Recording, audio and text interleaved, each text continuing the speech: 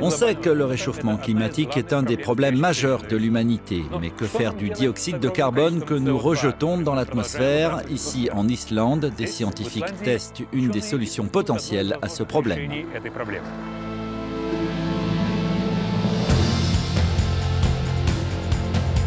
L'Islande s'appuie principalement sur l'énergie géothermique qui compte parmi les sources d'énergie disponibles les plus écologiques. Mais les vapeurs souterraines contiennent du CO2 d'origine volcanique qui peut finir dans l'atmosphère.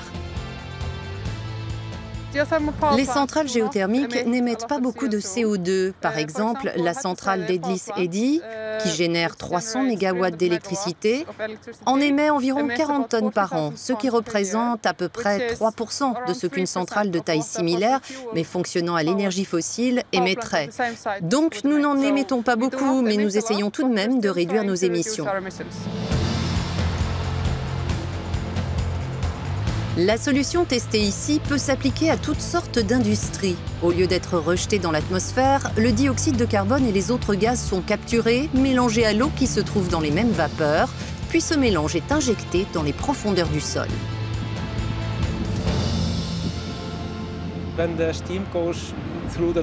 Quand la vapeur passe dans les turbines, elle est orientée vers un condensateur, où la vapeur est condensée et passe de l'état gazeux à l'état liquide.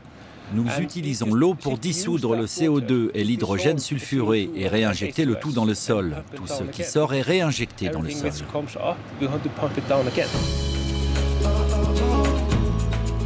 Des pompes puissantes injectent cette eau gazéifiée à 500 mètres de profondeur, ce qui garantit que le dioxyde de carbone ne s'échappera pas dans l'atmosphère.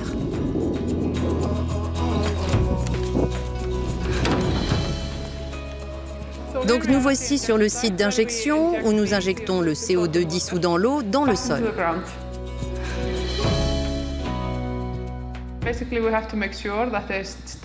Nous devons nous assurer qu'il reste à une profondeur suffisante et que la pression de la colonne d'eau au-dessus des gaz injectés est suffisamment élevée. Le sol de l'île est principalement composé de basalte. Cette roche volcanique poreuse joue un rôle important dans la capture du dioxyde de carbone. Elle réagit chimiquement avec l'eau gazéifiée, transformant le CO2 en minéral. Les formations basaltiques sont parfaites pour l'injection de CO2 du fait de leur composition chimique. Le basalte contient beaucoup de calcium, de fer et de magnésium nécessaires à la minéralisation du CO2 dans le sol. L'Université d'Islande a démontré la viabilité de cette méthode. En utilisant de la poudre basaltique pour simuler la réaction en sous-sol, les scientifiques ont estimé à 5 ans le temps nécessaire pour minéraliser le CO2, ce qui semblait alors optimiste. Les scientifiques ont modélisé des injections à grande échelle et ils ont dit qu'il faudrait au moins quelques années pour transformer le CO2 en minéraux carbonatés. Mais en fait, le travail de terrain a montré que la réaction était beaucoup plus rapide.